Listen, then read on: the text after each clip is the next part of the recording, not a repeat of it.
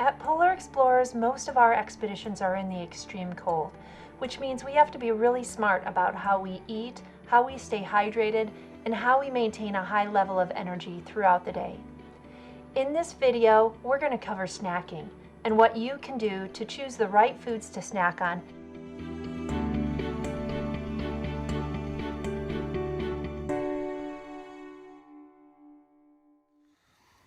Hi everyone, this is Eric with Polar Explorers, and I just wanted to take a minute today to share with you some of the things that I use as snack foods during a typical polar expedition.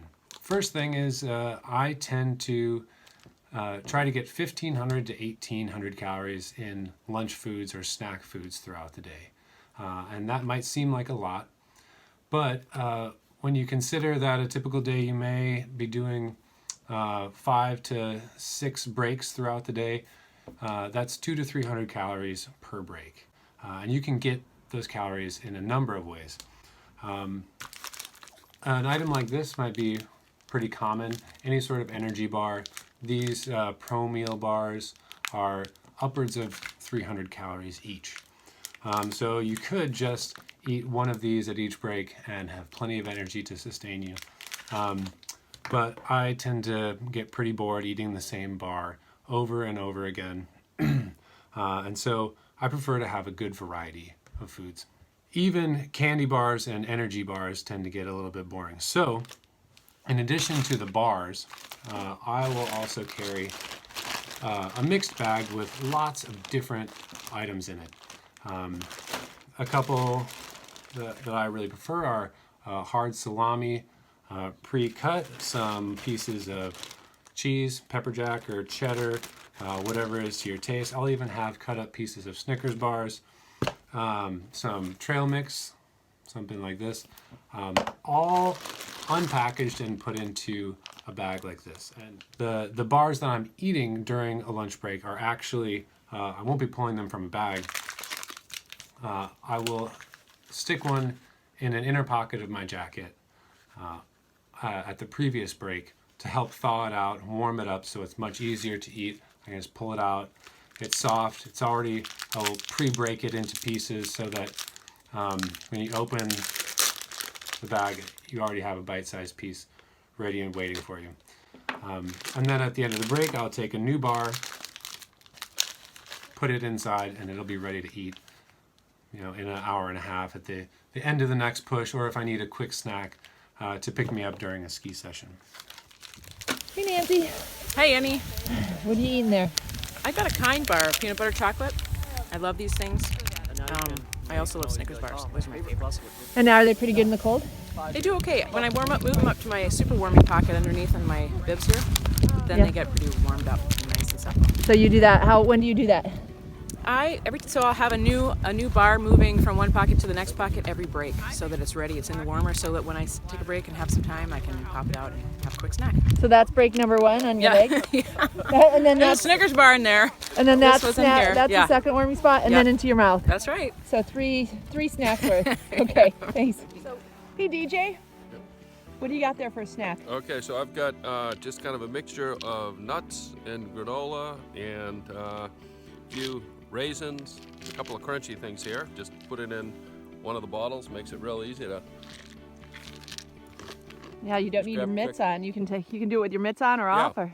One of my other favorite items is shot blocks. They're really great because sometimes, you might not be feeling the hunger. You really, it's important to constantly be ingesting calories to maintain a high level of energy and stay warm. But sometimes you just don't have the hunger, so getting some calories in. Oftentimes you can find these with caffeine added for an extra kick, and you can consume them really easily when they're frozen. You can just pop 1 or 2 in, and that's just like kind of a slow release calories over the next 10 or 15 minutes. But this is what I usually eat during the day. I'll pack a few Snickers. I've got a few energy bars. I really like the Luna bars. They're my personal favorites, but there's tons of bars out there. I do bring a lot of cheese. I've got some pre-sliced salami, hard salami here. Love that.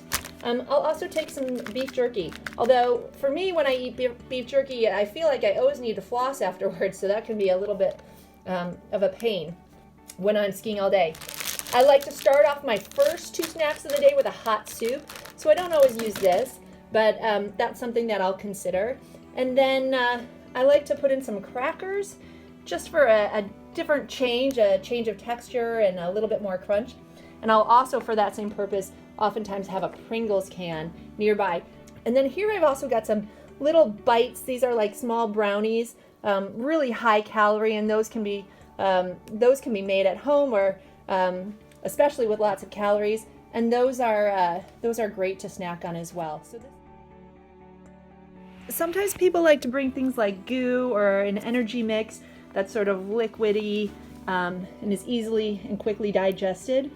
And those are okay, but they will freeze solid. So if you want to bring these, you have to have the presence of mind to put them in an inner pocket before you're going to want to eat it somewhere warm where they can stay, where they can basically thaw out.